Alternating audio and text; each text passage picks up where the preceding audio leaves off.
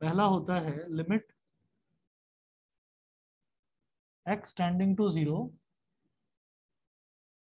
sin x upon x is equal to 1। दूसरा, अभी किसी भी तरीके का सवाल ना आए किसी के भी मन में, पहले नोट कर लो, फिर सब जिज्ञासाएं शांत करूंगा, रुक जाओ, पहले नोट कर लेना बस। Limit x tending to 0 cos x is equal to 1। Third, limit x tending to 0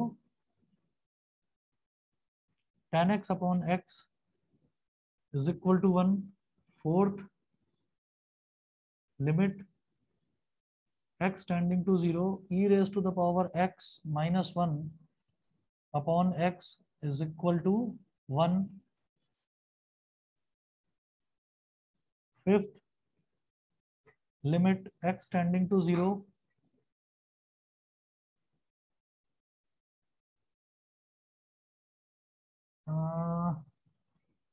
log वाला आपके काम का है क्या? x tending to 0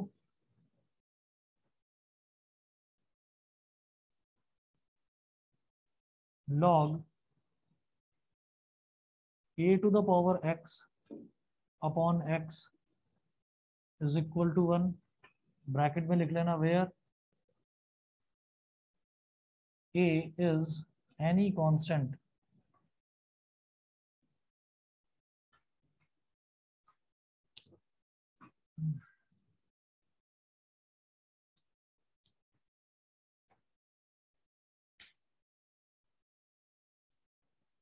indeterminate form का मतलब ये होता है कि ऐसी चीज, ऐसा फ्रैक्शन कोई जिसको मैं कैलकुलेट नहीं कर सकता, जिसको मैं डिटरमिन नहीं कर सकता, वो कहलाती है इनडिटर्मिनेट फॉर्म।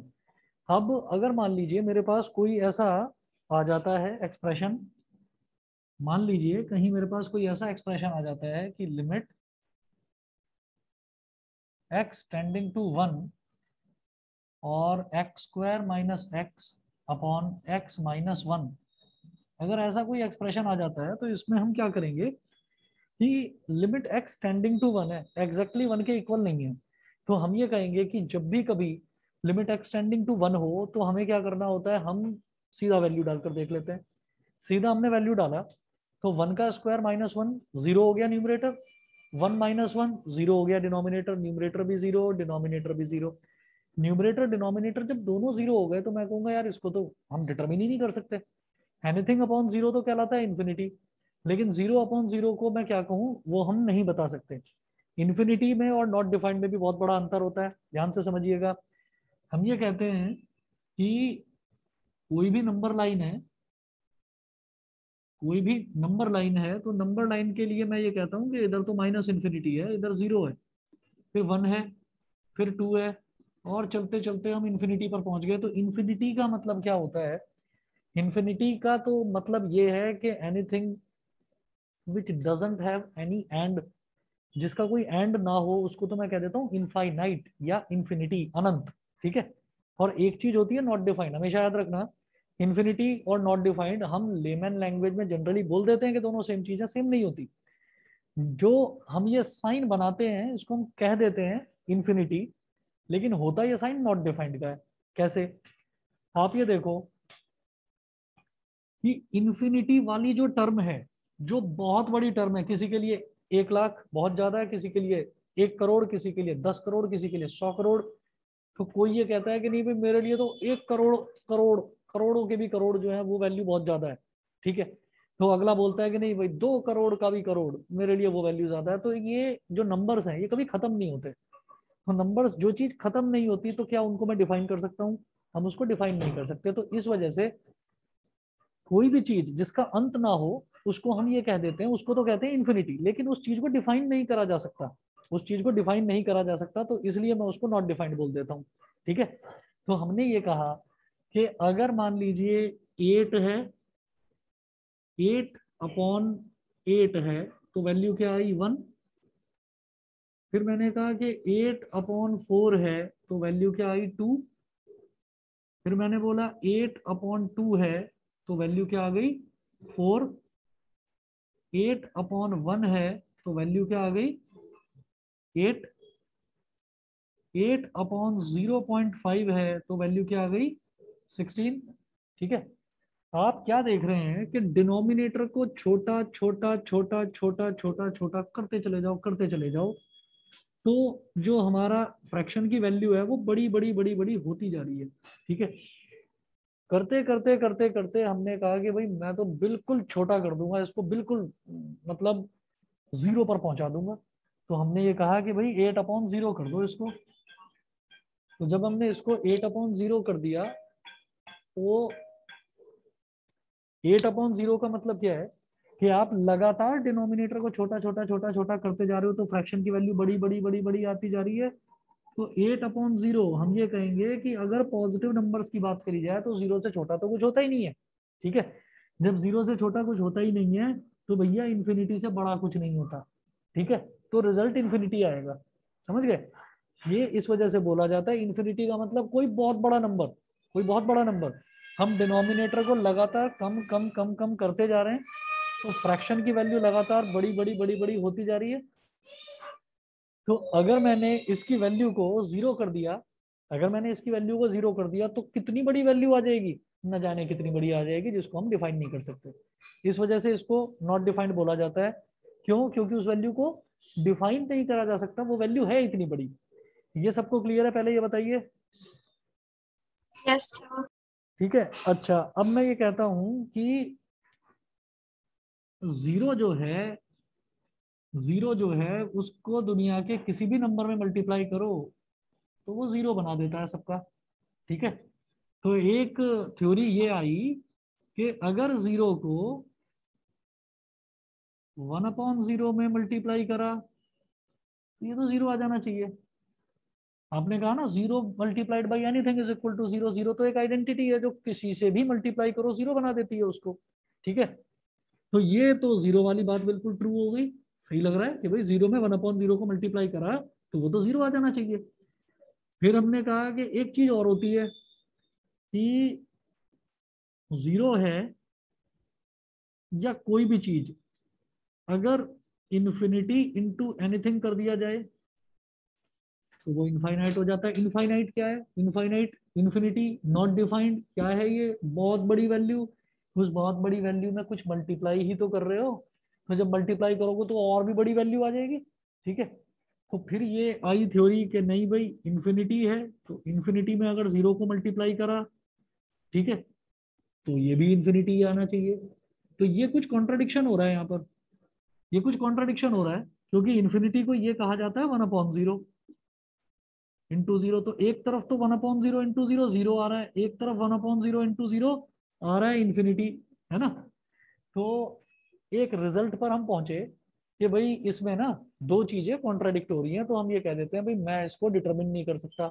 ठीक है, तो दुनिया भर के जितने भी मैथमेटिशियंस हैं सबने इसको ये बोल दिया कि भाई ये जो है it can not be determine, तो इसलिए उसको बोल दिया इनडिटर्मिनेट फॉर्म। बताइए यहां तक क्लियर? जीरो कहता है कि मुझ में कुछ भी मल्टीप्लाई करोगे जीरो कर दूंगा सबको। इन्फिनिटी कहता है कि मुझ में कुछ भी मल्टीप्लाई करोगे मैं सबको जीरो कर दूंगा, मैं सबको इन्फिनिटी कर दूंगा। ठीक है, और यहाँ पर ये हो गया कि अगर चलो जी इन्फिनिटी और जीरो को ही मल्टीप्लाई करें, यानी कि जीरो और 1/0 को मल्टीप्लाई करें, तो फिर किसकी बात मानी जाएगी, इन्फिनिटी की या जीरो की? तो हम ये कहते हैं कि भाई जीरो का भी अपना एक महत्व है और इन्फिनिटी की भी अपनी एक वैल्यू है। तो हमने ये कहा कि दोनों ही चीजों की वैल्यू है तो दोनों को हम नेग्लेक्ट नहीं कर सकते। तो ये जो इनडिटर्मिनेट फॉर्म आया ना, इस इनडिटर्मिनेट फॉर्म से ही जो ओरिजिन है डिफरेंशिएशन का और लिमिट्स का, वो ओरिजिन ही इनडिटर्मिनेट फॉर्म से है। ऐसी चीज इतनी छोटी वैल्यू जिसको कैलकुलेट ना किया जा सके, तो उसको कैलकुलेट करने के लिए फिर डिफरेंशिएशन के कुछ फॉर्मूले डिराइव करे गए। और वो जो फॉर्मूले हैं वो फॉर्मूले यहां से आए, इन कुछ एक्सप्रेशन से। तो इन एक्सप्रेशन से वो फॉर्मूले कैसे आए, अब वो समझना जरा ध्यान से। हाँ,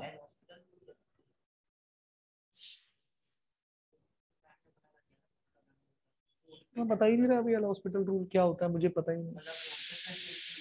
मुझे नहीं पता अभी कुछ भी, मैं तो अभी बस ओरिजिन बता रहा हूँ, मैं तो शुरुआत कर रहा हूँ। तो भी हॉस्पिटल वगैरह सब भूल जाओ। ये बताइए, ये सबको क्लियर है 0/0 किस लिए इनडिटर्मिनेट होता है? हाँ, ठीक। अब एक काम करते हैं, यहाँ पर 0/0 आ रहा था, तो मैंने कहा कि भाई इसको डिटरमिन तो नहीं करा जा सकता डायरेक्ट सब्स्टिट्यूशन से, इसको डिटरमिन नहीं करा जा सकता, तो कोई तरीका? हमने कहा हाँ, लिमिट x टेंडिंग टू 1 है, न्यूमरेटर में x कॉमन ले लिया तो ये x-1, डिनोमिनेटर में x-1, x-1 से x-1 कैंसिल आउट हो गया, limit x tending to 1 x, अब x की वैल्यू सीधा 1 डाल दो तो रिजल्ट आ गया 1, अब x की वैल्यू सीधा 1 डाल दो तो रिजल्ट 1 आ गया। ठीक है, कुछ लोग इसको ऐसे भी कहते हैं कि नहीं मैं तो शुरुआत में ही डालूंगा वैल्यू, ये आ गया 0, ये आ गया 0, 0 1 सा 0, 1 आ गया। ठीक है, तो ऐसे भी कहा जाता है इसको, ठीक है, गलत है वो। तो कुछ लोग कहते हैं कि नहीं ये भी ठीक है, लेकिन ये गलत है। अब आ जाइए आप आगे के नतीजों पर, ये समझ में आ गया सबको? इसको फैक्टराइज करके और ऊपर नीचे हमने काट दिया कि इनडिटर्मिनेट को डिटरमिन कैसे करा जाए। ठीक, आगे चलते हैं, मैं ये मिटा रहा हूं। अब ये 0/0 वाला फंडा, ये 0/0 वाला फंडा न जाने कितने बच्चों के दिमाग में रहता है, और आधों ने तो कैलकुलेट कर भी लिया होगा अभी तक, ये सारे फॉर्मूले कैलकुलेट कर लिए होंगे। कैसे? भाई एक्स की वैल्यू 0 डाली, साइन 0/0, 0 1 सा 0, आ गया 1। ठीक है, अच्छा, तो इसको कॉस को जरा छोड़ो, स्पेशल केस है, बताता हूं अभी। Limit x tending to 0, tan 0 0 होता है, और x तो 0 है ही, 0 1 सा 0, ये भी 1 हो गया।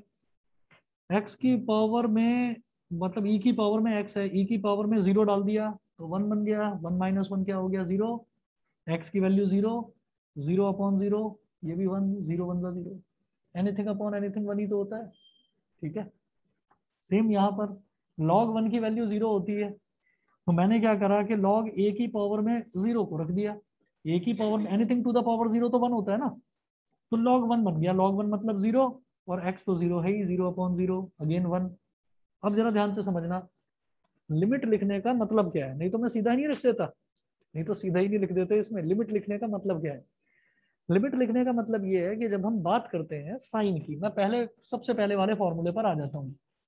जब हम साइन की बात करते हैं तो एक इंस्टेंस के लिए ये मान लिया जाए कि हमें ट्रिग्नोमेट्री का कुछ नहीं पता, हमें तो 10th का एक ट्रिग्नोमेट्रिक रेशियो की टेबल आती है, तो मैंने यहाँ लिख दिया 0 डिग्री, इधर 30 डिग्री, इधर 45 डिग्री, इधर 60 डिग्री, इधर 90 डिग्री। भाई साइन जो है ना, अगर 0 डिग्री कर दिया तो साइन 0 डिग्री 0 होता है, sine 30 degree 1/2, sine 45 degree 1/√2, sine 60 degree √3/2, और sign 90 degree 1।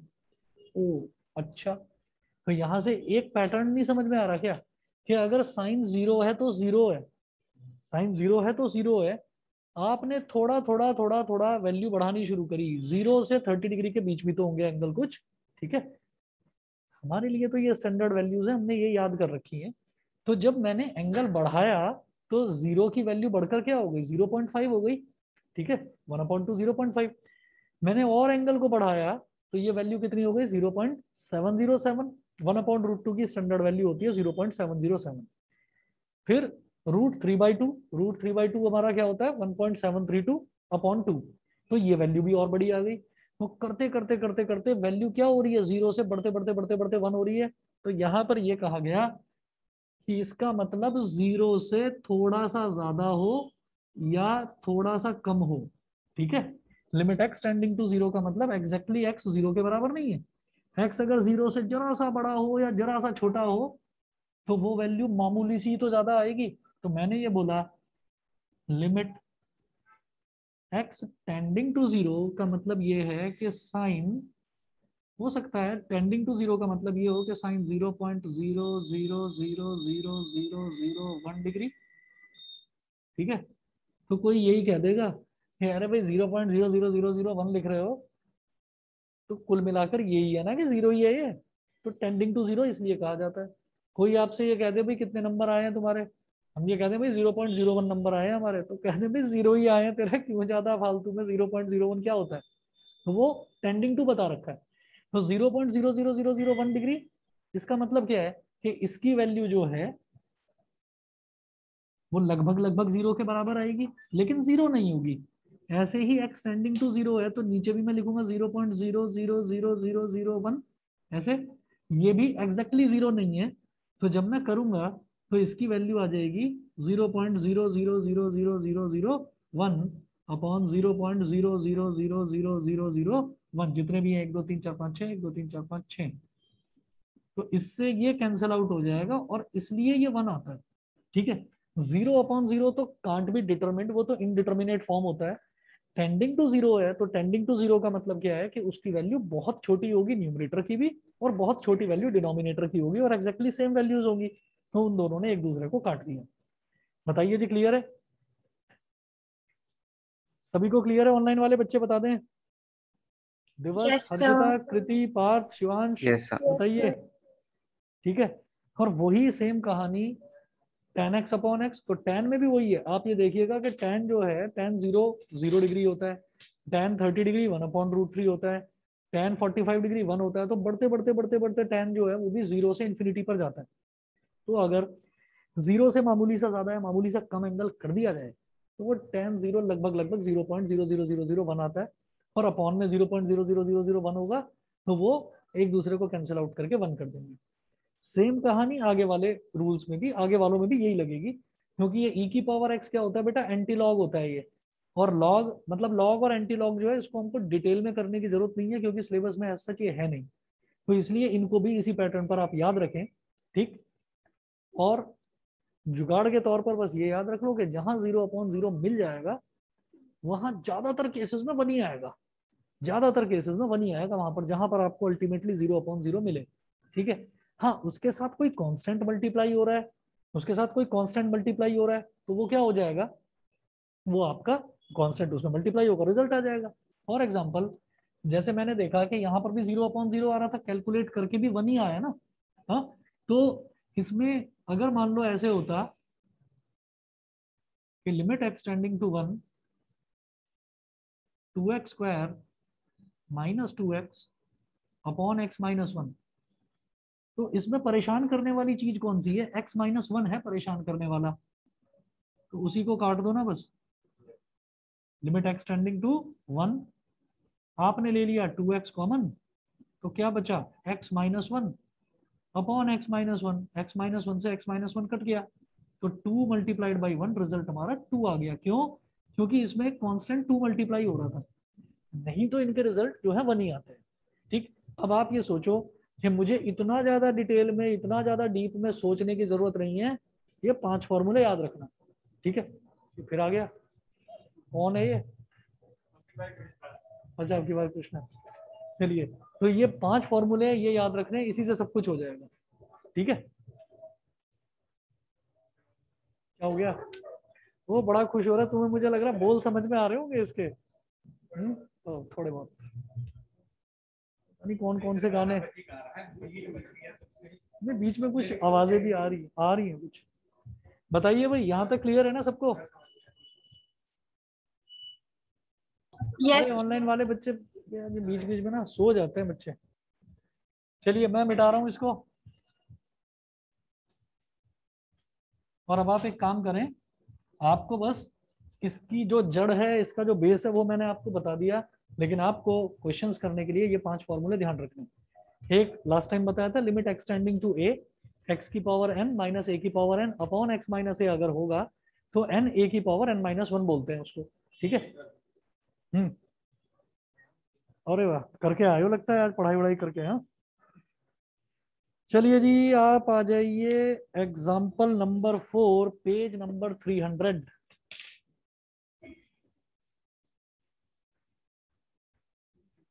Page number 300, example number 4। Exercise के क्वेश्चन दिए थे ना। हाँ, घबराते बहुत हो। एग्जाम्पल 4 देखिएगा, evaluate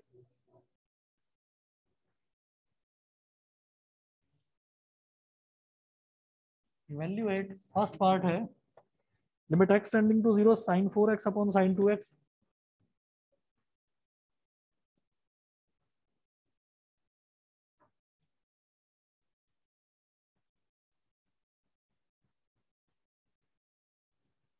limit x tending to 0 sin 4x upon sin 2x। अब क्या करेंगे, मैंने आपको एक चीज लास्ट टाइम बताई थी, दोबारा बता रहा हूँ कि अगर लिमिट के आगे जो भी फंक्शन है अगर वो ऐड हो रहा है तो मैं लिमिट को अलग अलग ब्रेक कर सकता हूँ, अलग अलग करके ऐड कर सकते हैं। मल्टीप्लाई हो रहा है तो अलग अलग मल्टीप्लाई, डिवाइड हो रहा है तो अलग अलग डिवाइड, सब्ट्रैक्ट हो रहा है तो अलग अलग सब्ट्रैक्ट। डिवाइड हो रहा है ना, अलग अलग कर दो डिवाइड। कैसे? आप इसको बेटा ऐसे लिख दीजिए, limit x tending to 0 sine 4x upon limit x tending to 0 sine 2x। अच्छा, आपको ये वाला तो मैंने बताया नहीं, इसमें क्या है कि अगर x की वैल्यू 0 डालेंगे cos 0 वैसे ही 1 होता है ना। तो याद रखना cos x अपॉन x मत ढूंढने लगना किसी भी एक्सप्रेशन में। अगर सिंपली cos x लिखा हुआ है तो रिजल्ट इज 1, खत्म, वो वहीं का वहीं खत्म है। अब क्या करेंगे, प्रॉब्लम यहाँ पर भी वही की वही है कि भाई x की जगह अगर मैंने 0 डाल दिया तो साइन 4 इंटू 0 साइन 0, डिनोमिनेटर में 2 इंटू 0। उधर क्या ABCD देखते हैं, फिर नींद आने लगी। ओहो, ये सेक्शन यार इसके साथ बैठा करो तुम। फिर ये लक्ष्य था बस, क्या बताऊं भाई, तुम थोड़ा एनर्जी में रहा करो, बेचारा सोया पड़ा है। देखो भाई इधर, भाई तुम आ जाओ साथ में, बोल लो। तुम डिप्रेशन में हो गया? चलिए तो एक काम करते हैं, यहाँ पर क्या करा, ये साइन 4 इंटू 0 क्या हो गया, साइन 0, साइन 2 इंटू 0 ये भी 0, तो साइन 0 0 ये भी 0, तो इनडिटर्मिनेट फॉर्म मिल रही है यहाँ पर। ठीक है, क्योंकि पेपर MCQ बेस्ड है तो वो सब कुछ लिखने की जरूरत नहीं है कि मुझे इनडिटर्मिनेट फॉर्म मिल रही है, वो सब कुछ लिखने की जरूरत नहीं है, सीधा करो। ये जो साइन 4x है ना, इसको 4x से डिवाइड कर दो। अब जब डिवाइड करोगे तो मल्टीप्लाई भी करोगे। सिमिलरली ये जो साइन 2x है इसको 2x से डिवाइड कर दो। अब जब डिवाइड करोगे तो मल्टीप्लाई भी करोगे। क्या? अभी बता रहा हूँ बस। लिमिट एक्स टेंडिंग टू 0 है, अगर x 0 के बराबर है तो भाई 4x भी तो 0 के बराबर होगा। अगर x 0 के बराबर है तो 2x भी तो 0 के बराबर होगा। तो मैं क्या कर रहा हूँ, लिमिट एक्स टेंडिंग टू 0 है तो न्यूमरेटर में मुझे साइन एक्स अपॉन एक्स मिल जाए, मतलब साइन के साथ जो चीज लिखी हुई है वही डिनोमिनेटर में मिल जाए। साइन के साथ 4x लिखा हुआ था तो 4x ही डिनोमिनेटर में मिल जाए। कैसे मिलेगा? Multiply and divide. ऐसे ही साइन के साथ 2x लिखा हुआ था तो मुझे डिनोमिनेटर में 2x चाहिए, क्या करा, मल्टीप्लाई एंड डिवाइड। ये जो ब्रैकेट बन गया न्यूमरेटर में ये तो 1 हो गया, ये जो ब्रैकेट बन गया डिनोमिनेटर में ये भी 1 हो गया, x से x कट गया और 2 2 हो गया 4, तो ऊपर बचा 1 मल्टीप्लाइड बाई 2, नीचे बचा 1 मल्टीप्लाइड बाई 1, क्या आ गया, 2। तो नहीं लगता, लिमिट एक्सटेंडिंग टू 0 होना चाहिए। सभी के सभी फॉर्मूलों में देख लो लिमिट एक्सटेंडिंग टू 0 है। यस, लिख देता हूं, लिख देता हूं, वो अलग है। Limit x tending to a, x की पावर n माइनस ए की power n upon x minus a is equal to n a की पावर n माइनस 1। ठीक है, तो ये वाला जो हमारा फॉर्मूला है ये अलग है, बस बाकी सब में एक्स टेंडिंग टू 0 है। अगर किसी में एक्स टेंडिंग टू 0 नहीं होगा तो एक्स टेंडिंग टू 0 बना लेंगे। कैसे बनाएंगे आगे करते हैं क्वेश्चंस में। समझ गए? ये क्लियर है अभिनव? हाँ भाई, बाकी बच्चे बताएं, शिवांश, पार्थ, कृति, क्लियर है सभी को? देवशी? Yes sir. ठीक है जी, चलिए सेकंड पार्ट देखते हैं इसका। लिमिट एक्स टेंडिंग टू 0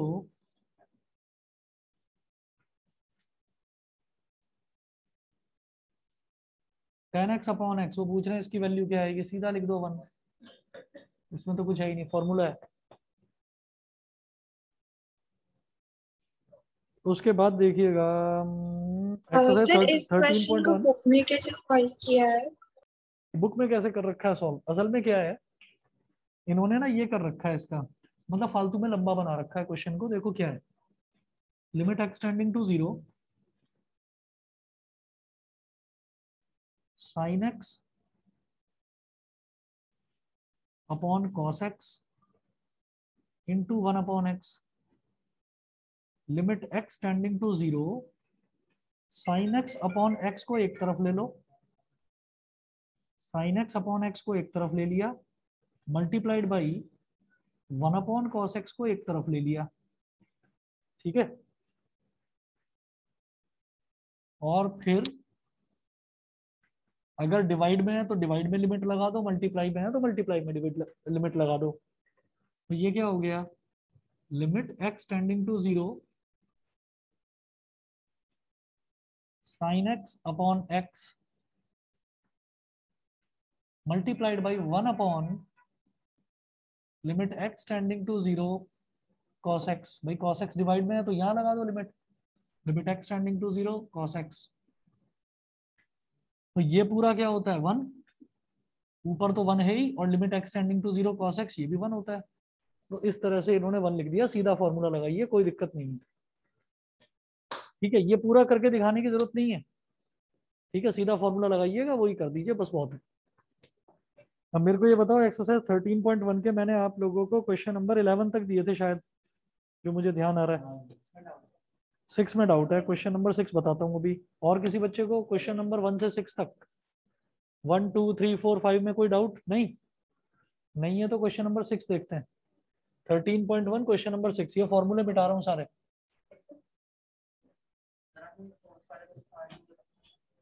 क्योंकि उसमें अपॉन में x नहीं है, बस limit x tending to 0 cos x। भाई cos x में x की जगह 0 डालो, सीधा 1। हाँ, एसी चला लो। हाँ करो ना, इसको बंद करो, एसी चला लो। हाँ तुम वो बंद करके आओ फटाफट, लकड़ी वाला दरवाजा बंद करो।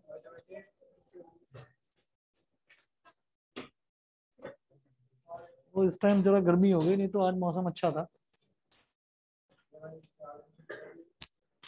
अरे लकड़ी वाला दरवाजा बंद करने को कह रहा हूँ। चलिए, एक्सरसाइज 13.1 का question number 6।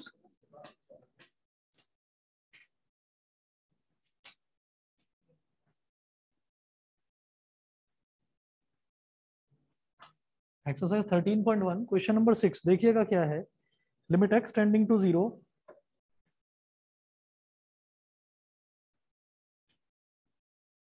Limit x tending to 0 x plus 1 की होल पावर 5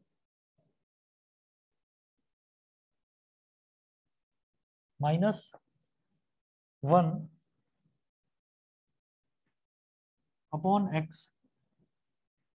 अब क्या करें? अच्छी बात, एक मतलब एक चीज जो है वो इसमें ये दिखाई दे रही है, इनडिटर्मिनेट फॉर्म बन रही है। वैल्यू डालकर देख लो, x की वैल्यू क्या डालोगे, 0। 0 प्लस 1 0, 0 प्लस 1 1, 1 की पावर 5 भी 1, 1 माइनस 1 0, और डिनोमिनेटर में x को 0 डालोगे तो वैसे ही 0 बन जाएगा। खैर, मुझे पावर 5 दिखाई दे रही है, रुको एक मिनट। x प्लस 1 की पावर 5 दिखाई दे रही है, क्या करूं? ये जो x प्लस 1 है, ये शांति तो रखो, इतना लंबा मेथड क्यों करना है। Let x plus 1 is equal to वाई। एक्स प्लस 1 को y मान लिया, ठीक है। चलो, इट इम्प्लाइज दैट x क्या हो जाएगा, y माइनस 1। ठीक, x प्लस 1 को y मान लिया, x क्या हो गया, y minus 1। When x tending to 0 then y tends to, जब x की वैल्यू 0 है तो y की वैल्यू क्या हो जाएगी, 0 प्लस 1 मतलब 1। y की वैल्यू 1 हो गई। अब इसमें सब कुछ चेंज कर दो, जहां जहां x है वहां वहां y डाल दो, लिमिट। और ये खास तौर पर किन क्वेश्चंस में करना होता है, जहां ये बड़ी पावर दे रखी हो या अजीब पावर दे रखी हो, और यहाँ पर 1 दे रखा हो। ठीक है, तो 1 की पावर तो आप कुछ भी कर सकते हो। जैसे ये x टेंडिंग टू 0 है, जब x टेंडिंग टू 0 था तो y टेंडिंग टू क्या हो गया, 1। तो limit y tending to 1, x plus 1 क्या है, y, तो y की पावर 5 माइनस 1 को तो वैसे ही लिख दूंगा मैं, 1 की पावर 5 अपॉन x क्या आया था कैलकुलेट करके, y माइनस 1। अब तो हो गया, अब तो हो गया। y की value, y, limit y tending to 1, y की पावर 5 माइनस 1 की पावर 5 अपॉन y माइनस 1 क्या हो गया, वही limit x tending to a, x की पावर n माइनस a की power n upon x minus a। x की जगह y है और a की जगह 1 है और n की जगह 5 है। n a की पावर n माइनस 1, तो n क्या है यहाँ पर 5, a की पावर n माइनस 1, a क्या है 1, की पावर 5 माइनस 1, 5 आ गया आंसर, 5 आ गया। ठीक है, समझ गए। और बताइए बेटा, क्वेश्चन नंबर 6 के बाद में 7, 8, 9, 10, 11, 10 सबसे हो गया या 10 में अटके हो? मैंने 9 तक बोले थे, ठीक है 10 में करवा दूं, 8 में करवाता हूँ। कौन सा? हाँ तो वही आ गया ना, देखो डिनोमिनेटर में 0 आ गया, ठीक है तो नॉट डिफाइंड हो जाएगा। हाँ तो आंसर इसका 5 है। सबसे पहले क्या करना होता है ना कि बिल्कुल शुरुआत में उसको डाल दो वैल्यू को, वैल्यू डालने पर आपको 0/0 मिलेगा ही मिलेगा ज्यादातर सभी क्वेश्चंस में। ठीक, और उसके बाद आप उसमें मेथड लगाइए, या तो वो 5-6 फॉर्मूले जो लिखवाए हैं वो, या फिर फैक्टराइजेशन या रैशनलाइजेशन से ही काम बन जाएगा। कौन सा वाला? ये दोबारा बताऊं? अच्छा 6 फॉर्मूला ये है, ये जो है यहीं पर लिख रहा हूँ, ये है बेटा limit x tending to a, x की पावर n माइनस a की power n upon x minus a is equal to n a की power n minus 1, n a की पावर n माइनस 1, ये है। अब आप देखिए क्वेश्चन नंबर 8 किसी ने पूछा, क्वेश्चन नंबर 8 देखिएगा, limit x tending to 3,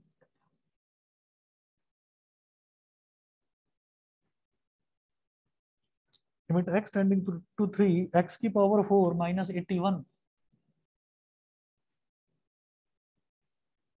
upon 2x square, 2x square minus 5x minus 3। देखो 3 की पावर 4 81 होता है, 81 माइनस 81, न्यूमरेटर तो 0 हो गया। डिनोमिनेटर की बात करते हैं तो 2 इंटू 3 का स्क्वायर, 3 का स्क्वायर 9, 9 टू 18, ये भी 0 हो गया, 9 two 18, 5 3 15, minus 15 minus 3 minus 18, plus 18 minus 18, 0 हो गया। न्यूमरेटर अपॉन डिनोमिनेटर ज्यादातर क्वेश्चंस में आप देखना इनडिटर्मिनेट फॉर्म में ही आएंगे, और अगर कहीं नहीं आ रहे हैं इनडिटर्मिनेट में तो कुछ तो वैल्यू आ रही होगी, वही आंसर है बस। तो वो क्या चाहेगा एग्जामिनर आपसे, वो तो चाहेगा ना मेहनत करवाना, वो ये थोड़ी देखा कि डायरेक्ट वैल्यू डालकर आंसर आ जाए। समझ रहे हो, तो सब में 0/0 मिलेगा आपको। अब क्या करो, ये x की पावर 4 से घबराने की जरूरत नहीं है, इसका एक काम करते हैं, लिमिट x टेंडिंग टू 3, इसको लिखो बेटा x स्क्वायर का स्क्वायर, और 81 को लिखो 9 का स्क्वायर, तो ये a square minus b square का फॉर्मूला बन जाएगा। डिनोमिनेटर में देखें 2 मल्टीप्लाइड बाई -3 क्या हो गया, -6। -5 को किस तरह से स्प्लिट करूं कि -6 आ जाए? बिल्कुल सही, -6x प्लस एक्स माइनस 3, तो -6x प्लस एक्स यानी कि प्लस का 1x, -6x प्लस 1x हो जाएगा -5x, -6 इंटू +1 क्या हो जाएगा, -6, जो कि आ भी रहा था, 2 इंटू -3 करके -6 आ रहा था। सिंपल वही कर रहा हूँ, mid term splitting. Limit x tending to 3, a square minus b square का फॉर्मूला लगाओ, तो a plus b into a minus b, 2x square minus 6x क्या कॉमन लेंगे, 2x,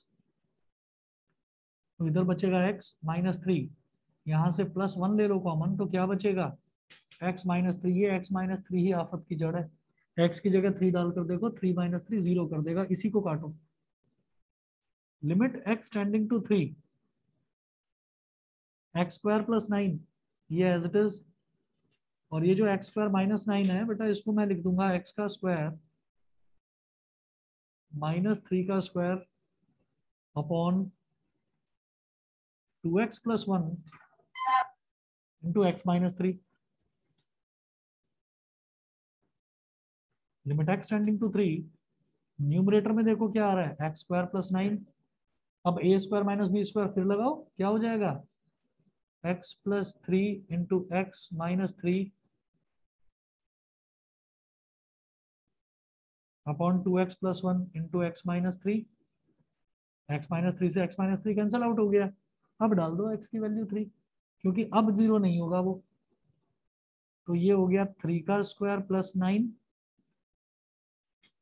multiplied by 3 plus 3 upon 2 × 3 + 1, 3 का स्क्वायर क्या 9, 9 + 9 क्या हो गया 18, मल्टीप्लाइड बाई 3 + 3 क्या हो गया 6, अपॉन 2 3 × 6 + 1 7। हाँ जी 18 6 18 6, अरे वाह 108/7। चलिए जी सही है, समझ गए। अच्छा, इसके बाद मैं आ रहा हूँ क्वेश्चन नंबर 10 पर। ठीक है, मैं ये सोच रहा था शायद मैंने 10 दिया नहीं होगा, क्योंकि 10 में आप लोग अटकते। तो 10 देखिएगा कैसे करेंगे। पार्थ समझ में आ रहा है? Yes sir. Okay, question number 10 देखिएगा।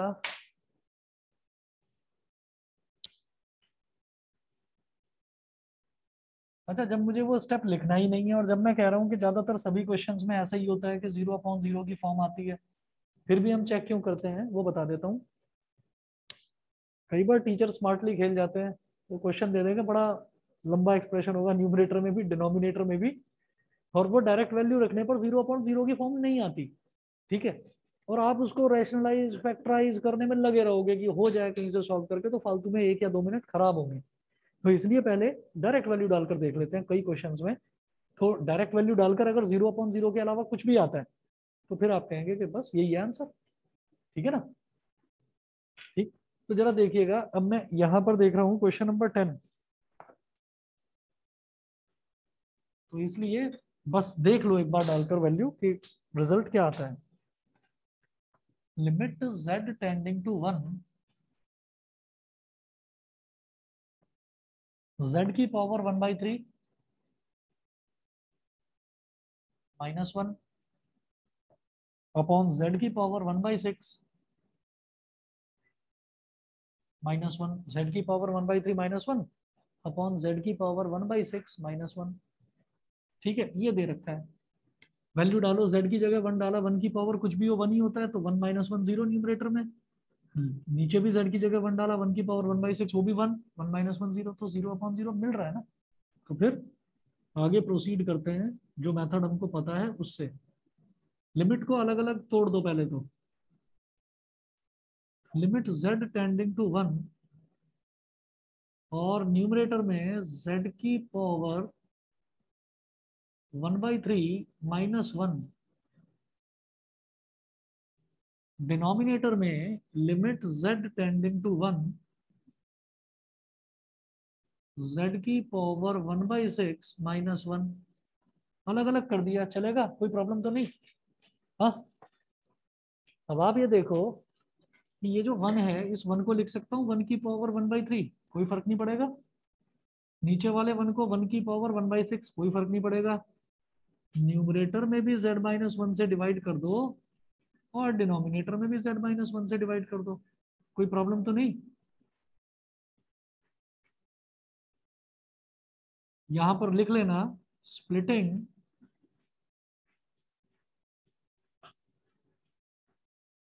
The limits in numerator and denominator,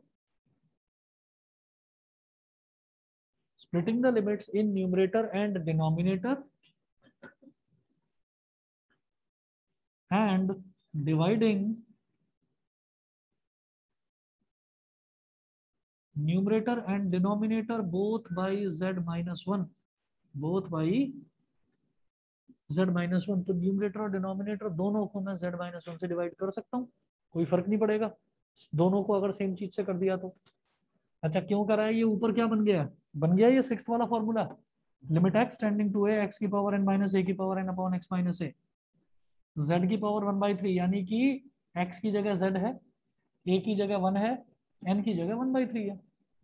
नीचे क्या है? x की जगह z है, a की जगह 1 है, और n की जगह 1/6 है। तो फॉर्मूला क्या होता है? n a की पावर n - 1। तो ये बन जाएगा n, यानी कि 1/3 इंटू 1 की पावर 1/3 -1, डिनोमिनेटर में 1/6 इंटू 1 की पावर 1/6 -1। समझ गए? ये जो 1 की पावर है, ये तो सॉल्व करने की जरूरत नहीं, 1 की पावर में कुछ भी हो 1 ही आता है। तो मेरे पास क्या आ गया? 1/3 अपॉन 1/6 मैं जानता हूं जब ऊपर और नीचे रैशनल नंबर्स होते हैं तो सबसे ऊपर वाला टर्म सबसे नीचे वाले से मल्टीप्लाई होकर न्यूमरेटर में आ जाता है। ठीक है, तो क्या हो गया 1 × 6। बीच वाले दोनों टर्म्स आपस में मल्टीप्लाई होकर डिनोमिनेटर में आ जाते हैं, तो 3 × 1, 3 × 2 = 6, आंसर इज 2। इसका आंसर 2 है। ठीक है, तो लिमिट के ये बेनिफिट होते हैं कि लिमिट में कभी भी डायरेक्ट वैल्यू आप डालेंगे तो देखो, डायरेक्ट वैल्यू तो ये कह रही थी कि it can't be determined, solve ही नहीं करा जा सकता। सॉल्व करके पता चल रहा है नहीं भाई वैल्यू इसकी 2 आ रही है। क्यों? क्योंकि x जो है एग्जैक्टली 1 के इक्वल नहीं था। ठीक है, सभी को क्लियर है? चलें आगे। ऑनलाइन वाले स्टूडेंट्स बताएं। Yes sir. ठीक है, Yes, sir. चलिए जी आगे चलता हूं फिर मैं क्वेश्चन नंबर 10 के बाद में।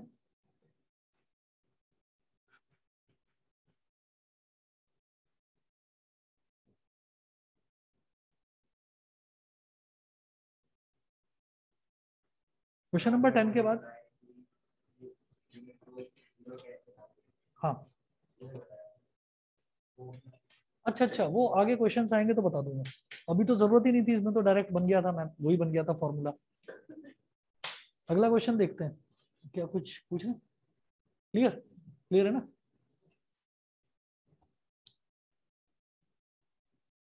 अगला देखते हैं question number 11।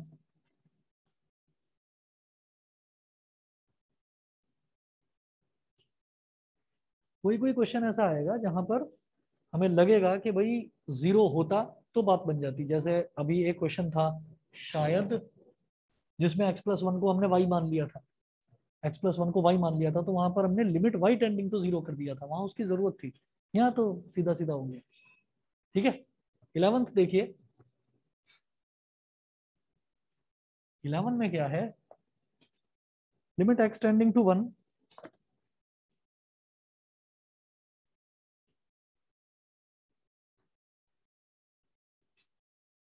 ax² + bx + c upon cx² + bx + a। Direct value डालकर देखो क्या आ रहा है, 0/0। ठीक है, a × 1 का स्क्वायर + b × 1 + c, डिनोमिनेटर में c × 1 का स्क्वायर + b × 1 + a। ऊपर क्या आ गया a + b + c, और नीचे क्या आ गया c + b + a। तो a की तो बात हो गई, ये कट गया, रिजल्ट क्या आ गया 1। तो कुछ क्वेश्चंस ऐसे भी हैं कि जिसमें डायरेक्ट वैल्यू डालकर हमारा 0/0 नहीं आया, तो जो आया वही आंसर है बस। अगला देखिएगा question number 12। Limit x tending to 2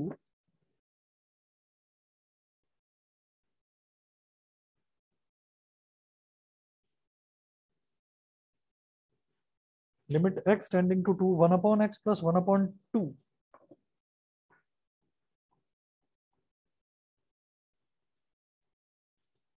1/x + 1/2 is equal to x + 2। छोड़ दूं? भाई एक चीज समझ में आ रही है कि 1/x + 1/2 है, तो ऊपर ऊपर सब पॉजिटिव वाले टर्म्स हैं, नीचे भी पॉजिटिव वाले टर्म्स हैं, 0/0 तो आना ही नहीं, डायरेक्ट वैल्यू रखकर ही आंसर आ जाएगा। ठीक है भाई, 1/2 + 1/2 क्या हो गया 1। भाई x की जगह 2 डालोगे तो 1/2 + 1/2 न्यूमरेटर में 1, डिनोमिनेटर में 2 + 2 4, 1/4 है इसका आंसर। सीधा वैल्यू डालकर आ जाएगा इसका। अब क्वेश्चन नंबर 13 पर आइए। तो ये बीच बीच में कभी कभी ऐसे क्वेश्चन आ जाते हैं कि सीधा वैल्यू डालकर ही रिजल्ट आ रहा है।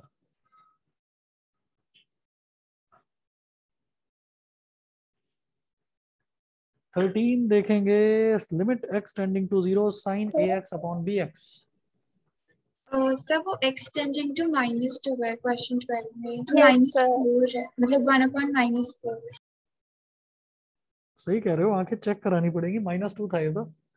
क्या लक्ष्य, तुम दोनों ना गड़बड़ करवाते रहते हो। बता नहीं सकता। अच्छा, बुक ही नहीं है दोनों के पास। और अच्छा अच्छा, तुम्हारे भी बैग में। अच्छा तुम आए थोड़ी, तो तुम तो लाए गए थे। ओके, तुम लाए थे इसको खींच कर उठा कर कि चल भाई चल। देख रहे हो दोस्ती। चलिए जी देखिए, ये लिमिट एक्सटेंडिंग टू -2 था।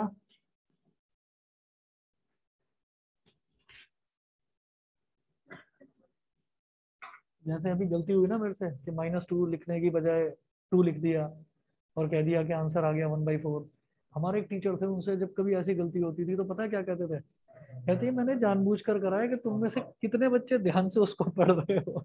अपनी गलती नहीं मानते थे। चलिए, limit x tending to -2 1/x plus 1/2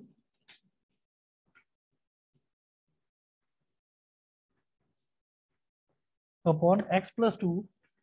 तो ये तो सीधा सीधा मतलब 0/0 ही आ जाएगा ना, 1/-2 यानी कि -1/2 प्लस 1/2 0, तो 0। तो इसको फिर सॉल्व करते हैं। लिमिट x टेंडिंग टू -2, जब एलसीएम लेंगे तो ये हो जाएगा 2x, 2 इधर और x इधर, 2 1 जा 2 और 2 प्लस एक्स अपॉन 2x ये हो गया। और डिनोमिनेटर में x प्लस 2 अपॉन 1, तो इसको भी वो बना लिया मैंने रैशनल नंबर। सबसे ऊपर वाला सबसे नीचे वाले से मल्टीप्लाई होकर न्यूमरेटर में आ जाता है।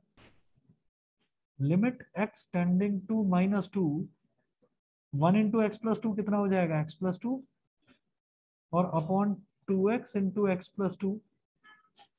अभी x प्लस 2 से x प्लस 2 कट गया, तो अब 2 की वैल्यू डाल, x की वैल्यू डालो -2, तो ये हो गया 1/-4।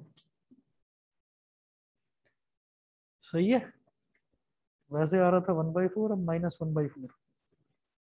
चलिए जी, क्वेश्चन नंबर 13 देखिएगा।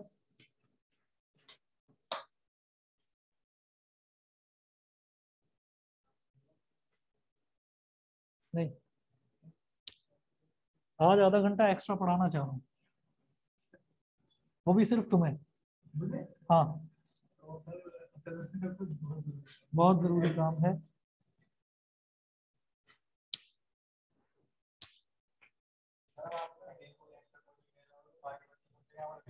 बिल्कुल बिल्कुल। उसकी बैटरी खत्म हो गई मुझे लग रहा है, इन कानों की आवाज आनी बंद हो गई ना। क्वेश्चन नंबर 13 देखिए। लिमिट एक्स टेंडिंग टू 0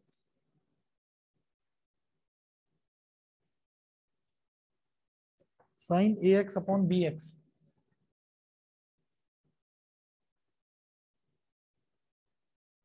अब क्या करेंगे? जब लिमिट एक्स टेंडिंग टू 0 है तो इसका मतलब ax भी तो 0 ही होगा। तो मैं क्या करूंगा इसमें, इस bx को, हाँ, साइन ax है ना, तो इसको ax से ही डिवाइड कर दो, और ये जो अपॉन में bx था इसको अलग ले जाओ।